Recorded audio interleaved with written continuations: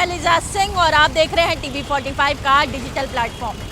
जेटेट पात्रता परीक्षा जो है वो झारखंड में 2012 से जिसकी शुरुआत हुई थी। सबसे पहले झारखंड में 2012 में ये परीक्षा कंडक्ट की गई। उसमें अगर भाषा की बात की जाए तो भोजपुरी, मगही, अंगिका तीनों भाषा थी वो सम्मिलित नज़र आई। लेकिन जैसे समय बीतता गया, इस बार जब ये परीक्षा होती है तो कहीं ना कहीं भाषा विवाद है वो गहराते हुए नज़र आता है। जहाँ एक तरफ बंधु तिर्की इसके खिलाफ दिखाई पड़ रहे हैं, वहीं पक्षधर के रूप में देखा जाए तो मंत्री जो राधा कृष्ण किशोर और मंत्री दीपिका पांडे सिंह दोनों ही इसके पक्ष में नज़र आ रहे हैं। और वहीं अगर बात की जाए तो इसे लेकर के एक कमेटी का गठन किया गया। इस कमेटी में लगभग जो 5 मंत्री, अलग अलग दल के मंत्री, उन्हें शामिल किया गया, जिसमें वित्त मंत्री राधा कृष्ण किशोर, वहीं उद्योग मंत्री संजय प्रसाद यादव, ग्रामीण विकास मंत्री दीपिका पांडे सिंह और साथ ही साथ पेयजल एवं स्वच्छता विभाग मंत्री योगेंद्र प्रसाद उन्हें रखा गया। और वहीं सुदिव्य सोनू को भी इस कमेटी में रखा गया है।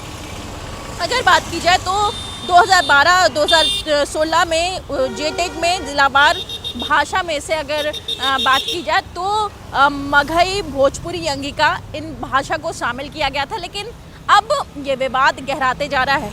जहां एक तरफ बंधु तिर्की का कहना है कि इसे उन्हीं ज़िलों में रखा जाए जिन ज़िलों में ये भाषा बोली जाती है, यानी कि आम बोलचाल की भाषा में इस्तेमाल होती है। और ऐसे में जहां एक तरफ आज इसे लेकर के इस गुत्थी को सुलझाने के लिए बैठक भी आयोजित होनी है। इस बैठक में 5 जो मंत्री हैं, जिन्हें एक कह सकते हैं कि कमेटी गठन करके कहीं ना कहीं उन्हें इस कमेटी में सम्मिलित किया गया है, वो इसमें क्या कुछ निर्णय लेते हैं वो फिलहाल देखने वाली बात है। लेकिन इसे लेकर के अगर बात की जाए तो कांग्रेस से आते हैं बंधु तिर्की, वहीं कांग्रेस से वित्त मंत्री राधा कृष्ण किशोर वो भी आते हैं, दीपिका पांडे भी आती है। तो आपसी टकराहट है वो भी कहीं ना कहीं देखने को मिल रही है। जहां एक तरफ कहना है कि बाहरी भीतरी की ये लड़ाई है और बाहरी भीतरी की वजह से ही आज कहीं ना कहीं झारखंड है वो पिछड़ा होते जा रहा है। ये बंधु तिर्की लगातार ये आरोप लगा रहे हैं। वहीं कह सकते हैं कि वित्त मंत्री राधा कृष्ण किशोर, दीपिका पांडे सिंह इसके पक्षधर हैं।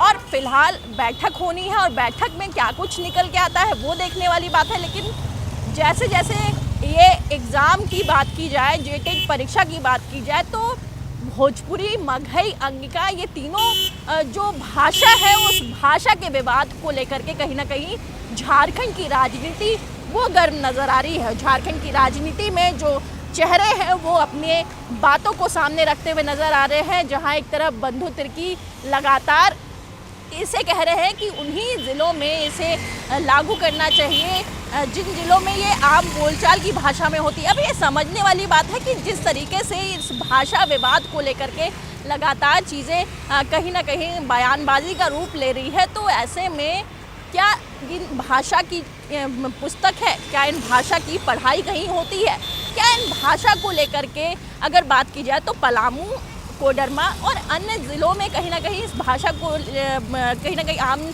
बोलचाल की भाषा में देखा जाता है। लेकिन क्या इसके विद्यालय हैं? क्योंकि अगर बात की जाए तो झारखंड के जो सीमावर्ती इलाके हैं तो वहाँ पे कहीं ना कहीं जो उड़िया स्कूल है, जो कह सकते हैं कि उसे लेकर के भाषा कहीं ना कहीं नज़र आती है। उस भाषा में जो बच्चे हैं वो पढ़ाई करते हैं। लेकिन भोजपुरी, मगही, अंगिका ये तीनों भाषा को लेकर के क्या किसी तरह की पुस्तक, क्या किसी तरह का पाठ्यक्रम, ये कमेटी को कहीं ना कहीं ग्राउंड ज़ीरो पे जा कर के इन चीज़ों की भी तहकीकात करनी चाहिए। क्योंकि ये भाषा विवाद बस बयानबाजी तक है या फिर वाकई झारखंड में इन भाषा को लेकर के कोई अस्तित्व भी दिखाई पड़ता है। आपकी इस पर क्या कुछ राय है, हमें कमेंट करके ज़रूर बताएं। ऐसी तमाम अपडेट के लिए बने रहे टीवी 45 के डिजिटल प्लेटफॉर्म के साथ। नमस्कार।